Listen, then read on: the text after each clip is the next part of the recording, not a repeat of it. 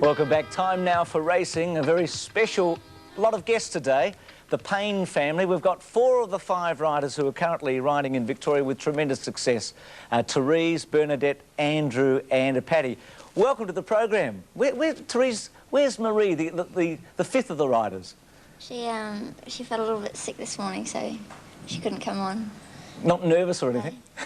Yeah, it probably had a little bit to do with it. I've got a feeling she might be close by, but not here. But we'll have a chat to you all in a moment. And congratulations, Paddy, particularly yesterday. 4 winners at Sandown, a remarkable performance. Max Preslow, I know that you are watching with a great deal of interest. He's a pretty good rider, this young Paddy Payne, isn't he? He certainly is, Bruce, but I'd just like to say the only thing of any consequence that Victoria has over New South Wales is the Payne family. But I don't lose any sleep over it because they're ring-ins from New Zealand. Fair, well, that's true, isn't it? You are ring-ins for New Zealand, but you be careful, Max. I mightn't have Keith with me, but we do outnumber you. In fact, let's forget about New South Wales and Victoria for a moment. Let's go up to Queensland, because this Our Civic Hope won again yesterday, this 2-year-old, who's captured the hearts of Queensland racing goers. It was a pity yesterday that Sahara Zip was in fact scratched, Max, but gee, he's an exciting young horse, isn't he? Very fast horse. You wonder about the quality of rival, but he's got plenty of speed, and he's certainly going to keep them lively up in Queensland. As long as they keep him away from a horse called Octagonal, he could well win races. But it'll be interesting to see how he goes against a bit stronger opposition than he had yesterday. Well, he's had 4 starts for 4 wins. He cost $3,000. He comes from a little place called Hillview, where there are about 3,000 people, and the horse has become a cult figure in no time. Our Civic Hope. Just mark him down and keep following him. What did you think of the Japan Cup, Max? I thought that the Japan Cup was marred by the interference that put Jeune and Rough Habit out of the event. Now, Japanese racing is based on what was once termed clean racing, lane racing, keeping every horse getting its chance. But this wasn't, I don't think this was the case in the Japan Cup last Sunday. I thought Jeune copped a very savage scrimmage, put him out of the race, possibly didn't cost him the race. But it shouldn't have happened, and I wonder just what the consequences of it for. I believe Pat Day, the American jockey, and a Japanese jockey were fine, but I'd like to know more about the interference, and perhaps we will when Keith gets back next week. And Sandpit was very badly inconvenienced towards the finish here. Marvellous Crown getting up to beat Paradise Creek. Good run by Jeune. I thought Rough Habit ran pretty well too, because he also copped some interference and was only about a length behind. Max, just before we have a chat to Bernadette, Therese, Andrew and Paddy Payne, Real Life, it's not on anymore. We've got the summer edition now, but Real Life a couple of weeks ago went up and did a story on this remarkable Payne family, and this is an extract from it. Cast an eye across any Victorian racetrack nowadays, and chances are there'll be a Payne there. And odds on, it'll be one of Paddy's. I was just hoping I'd ride a few winners. So far, 6 of Paddy Payne's 10 kids have become jockeys, won more than 1,000 races between them, and there's still 2 more to come. I enjoy riding, and yeah, it's good. Bit easier than milking cows? Yeah, way easier. They're catching, Steve. Don't stop riding. Unfortunately for 10-year-old Steve, a Down syndrome child, a career in the saddle isn't an option. He's always asking when he can ride. I think it's one of those things, bad luck for him. Can't do anything about it. The older kids, Paddy Jr., Therese, Bernadette and Marie, live in Ballarat in central Victoria. Somebody has to do it, but unfortunately today it's me. Paddy Sr. and the younger kids run a dairy farm and train a few horses at Rochester, 40 minutes away. You got it pretty well trained. Yeah, well, I don't seem to mind much. No, they don't mind much. I think they enjoy it, the 2 youngsters, and young Kathy hoping to be a rider just like 6 of her brothers and sisters. Now, Paddy Payne, who is the star of the family, I guess Therese doesn't mind me saying that, there's a couple of famous stories surrounding Paddy. One of them's about coloured pencils, and our reporter from Real Life, Des, asked Paddy whether it was a true story or not. I was on the way to Adelaide, and I was reading a form guide, and I was going over with the owner, and must have looked pretty young, because she asked if I needed a colouring book and a pencil to keep me amused throughout the hour flight. What did you tell her? Hey? Oh, I accepted the book. It was good. I enjoy those line-to-line things. What do you like at colouring in, Max? I forget. Paddy, it is a great group that you work with. I mean, having older sisters. You had Bridget before Therese and Bernadette. Has it been a great incentive for you? Oh, certainly. They've certainly been a great help to me. Been able to sort of follow in their footsteps, and we all sort of help each other and keep each other in line, I think. Therese, you said in an interview that Paddy was very lazy, didn't do anything. I just saw him cooking an egg for himself. He must do something around the house. I think that's about the only thing he does do. Just for himself. Paddy, you're off to Hong Kong on Thursday to ride Ruslan in the Invitational Bowl up there. You must be very excited about the prospects of going up there riding and your chances. Certainly very excited about going away, and it's certainly something different. And certainly I think Ruslan will be a great chance in the Hong Kong Bowl, so it'll be a great new experience. Therese, you were a real pioneer, I feel, in Victoria. I can remember you. I mean, you won the Ballarat Cup when you were very young on your father's horse, flying Eskimo. I mean, do you think things have changed for women riders in the 7 or 8 years that you've been going here in Victoria? Yeah, I think in the last probably the last 2 or 3 years it's changed a fair bit, and there's a lot more girls starting to ride now, and probably in the next 5 or 10 years it'll make a big difference, I think. Max, we had a remarkable situation at Ballarat not long ago when the 5 brothers and sisters rode against one another in the race, and they finished 1st, 2nd, 3rd, 5th, and I think, were you down the line, Bernadette? Yeah, where did you finish? Second last. Gee, she let the team down, Max. I would say that's a world record, not for one family having so many runners in a race or so many riders in a race, but to pull off the trifecta. I think that is really a rare achievement. But how do they get to the races? Andrew, they say that you use public transport. Is there any credence to that story? No, that's right. I went to Geelong and I got there by bus and train. How long did that take you? Oh, 4.5 hours. And you had to get back as well? Yes. It's a long day now. I actually went back to Ballarat with Patrick. Oh, good on you, Paddy, taking your little brother back there. Andrew, yesterday, Max, had his first ride, as we said earlier, in the city on a Saturday. He had ridden on Wednesday. You're on a horse that had a good chance, Vinamaria. What was the experience like, Andrew? Oh, it was great. I think she went fairly good, and she went to the line fairly strong. And were you nervous? A little bit. And did Paddy help you out at all? Because he was on Gourmet Lady in the same race. I mean, I say help you out, I mean in terms of settling you down before the race. Yeah, yes, he told me a bit about her. He rides him a lot of the time, and he told me a bit about her. Bernadette, you started much later than the others, I think, didn't you? I mean, didn't you just start as an apprentice when you were 19 years of age? Yes, I did. Why were you the late starter? What were you doing in those teenage years? I did half a year 12, and then went overseas for a year. And I lost a lot of weight when I was overseas, so I decided to start when I came back. Good move? Yeah, it was. What about Paddy? You've seen a lot of him, Max. I guess we think Damien Oliver's the best jockey at the moment in Australia, but we think that Payne's catching up and not too far behind. I think he likes to be referred to as Patrick. We can sort that out anyway shortly. But tell us, is it Patrick or Paddy? Oh, it doesn't really worry me. At home I get called a lot worse names than that, so Patrick or Paddy doesn't really worry me. So there you go, Max. Patrick, just how does your score stand at present? How many winners?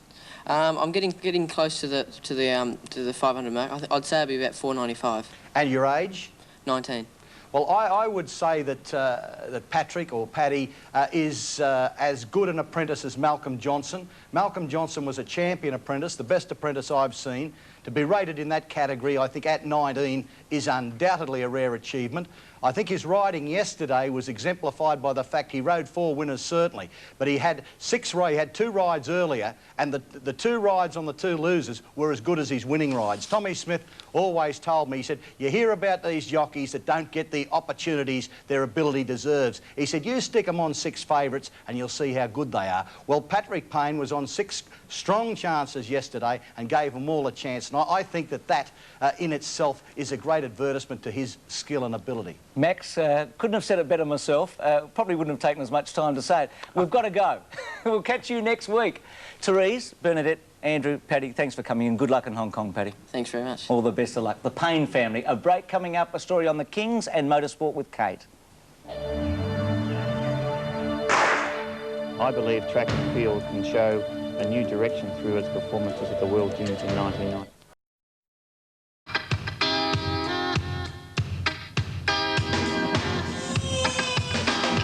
Keith Stackpole back from Brisbane, where we chatted to him and Michael Slater last weekend. You nearly fell off. You weren't on a chair, Stacky, but you nearly fell off whatever you were standing on your feet when Michael said, no, we're not going to send them back in, we're going to go on and bat. And they did it.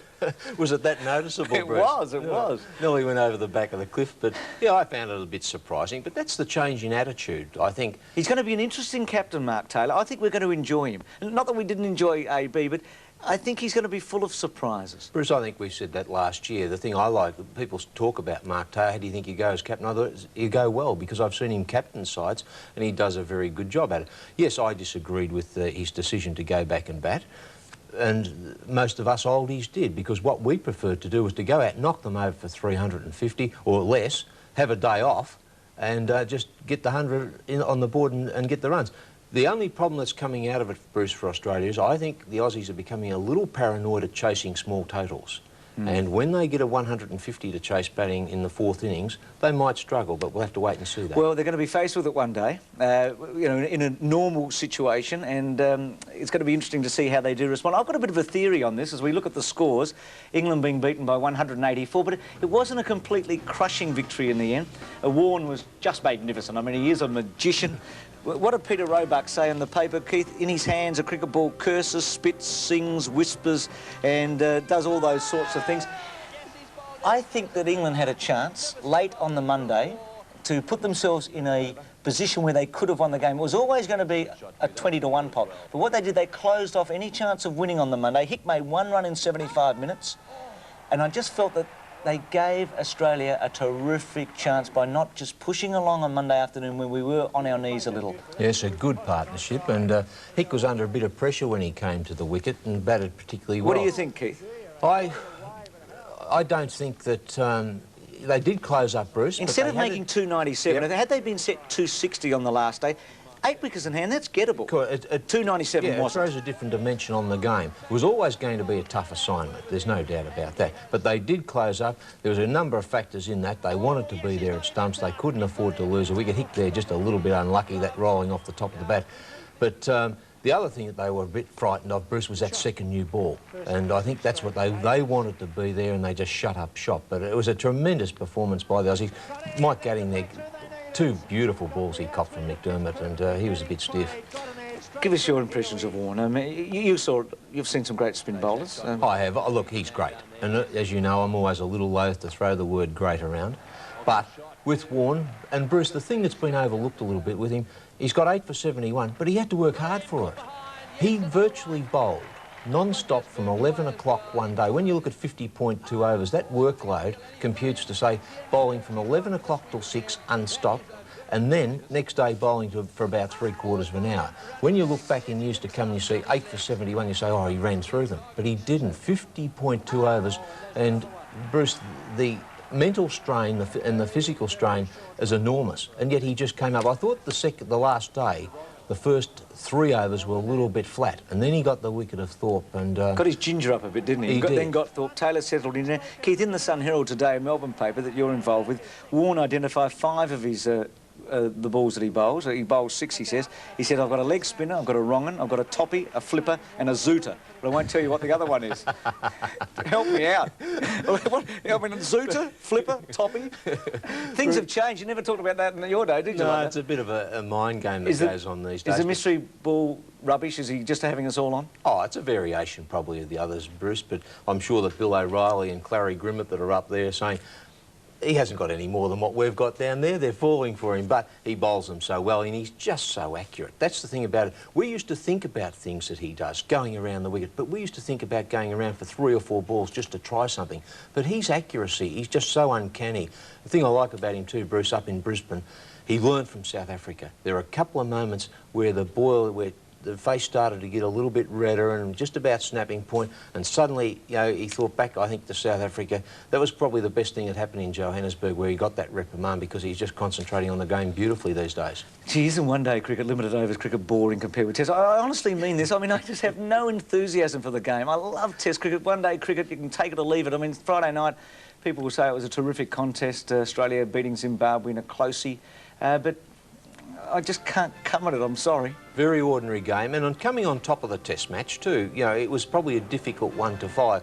And the Zimbabweans, we don't know a lot about them. That's the other thing. You like to know players. And at the moment, it's a little bit of an unknown about them. But they started off reasonably well. I think their bowling will be competitive. Their fielding is very good, but their batting is going to let them down. And even though they got off to a good start in this match, you know, there's just too many flaws in their batting. Aren't you getting sick and tired of one-day cricket? Bruce, I can adjust to it. I don't mind it. I like good games, but as we've said all the way through, if you get 12 one-day games a year, you usually only get about 3 top games. They're so defensive. That's what I don't like about them. You get 4 that are not bad, but you get about 5 or 6 of them that are so predictable. But the Aussies, I think, at the moment, look, they set off the other night as though they were going to kill that target, and then suddenly they dug a bit of a hole for them, and then it's a wear-you-down situation. And I think people are getting a bit tired of this wear-you-down situation. I'm not sure, I wouldn't like to do too much to one-day cricket to try and make it more entertaining, because it is the lifeblood. Just play fewer matches. Yeah, well... Play half a dozen matches, don't play a dozen. Well, I think probably to build it up, Bruce, you've got to have a few more. I really do. But if you've got 3 good teams and you get good games, you know, that adds to it. But I think one-day cricket's very predictable at the moment. I don't know how you alter the laws. Do you alter the laws to say, do away with the fielding positions for the first 15 overs and make it the last 15 overs? People are not seeing boundaries like they used to. But the thing about it is, Bruce, you see a different perspective on the game. Like we're seeing different catches here. We're seeing run-outs. Catches and run-outs that you don't probably see in Test cricket. They're a different form of fielding. David Boone, on a serious note, he's in trouble, I think. It's completely out of form. I mean, a wonderful player that he is with his 19 or 20 Test centuries. Struggling a little bit, but he'll come back, Bruce. Oh, sure he will, but he is in a hole, isn't he? He is in a definite hole. I think the big question is, Bruce, when we go to the West Indies next year, he'd be the #1 player to be picked in that side. But he's dragging everything at the moment. You watch the way he's playing, he's dragging everything on the off stump across to the leg side, which means he's just not getting quite to the pitch of the ball. Good to chat to you, Stacky. See you next week? Yes, I'll be in the studio again, Bruce. Good on you. Keith Stackpole and cricket. Pull Wade after this soccer. To Kenneth, surrounded by Pablo Cardozo, is a good shot, and it's a great goal from Pablo Cardozo. Tonight, where's the package? The greatest adventure since Indiana Jones. Prepare yourself for a shark. That's him. I'm a Rocketeer. The runaway action hit. Got the girl. That will come to us. The Rocketeer.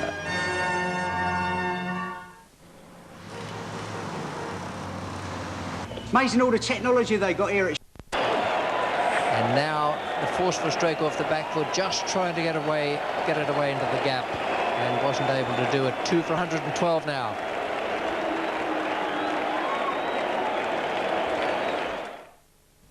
The Land Cruiser 17 series petrol and diesel engines have gave us power and honking and bouncing the world. Power and forward, with power and forward.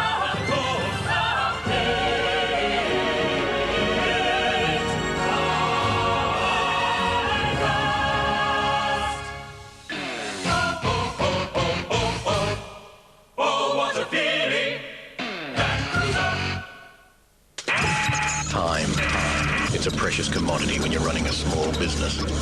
At Telecom, we're constantly creating new cost-effective ways to help you get the most out of every second. Products and services that can help you in ways you've never imagined. Ways that can make your business more competitive and more profitable. If you'd like to know more, just ring this number. Telecom Australia? How can I help you? Now, how can we help you?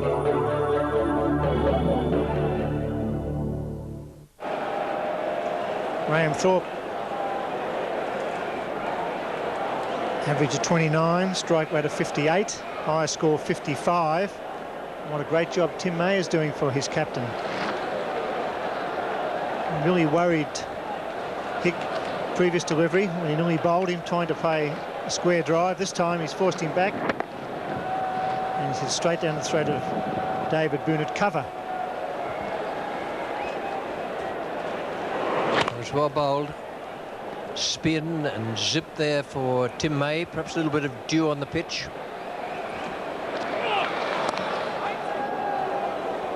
And then Graham Thorpe, the left-hander, is out there with his skipper Michael Atherton.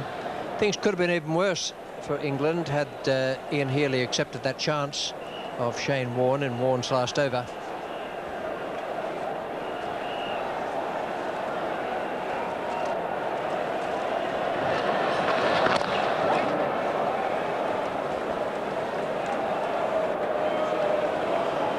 And this is the one we were talking about. Warne, the last over he bowled. And it was given as a single. Oh dear, what a way to start. It wasn't a reverse sweep, but it was a courageous type of shot. Well, apparently yesterday at their practice, which continued on under the half light, both Thorpe and Crawley and 1 or 2 others were practicing the sweep shot, and also they were trying the reverse sweep.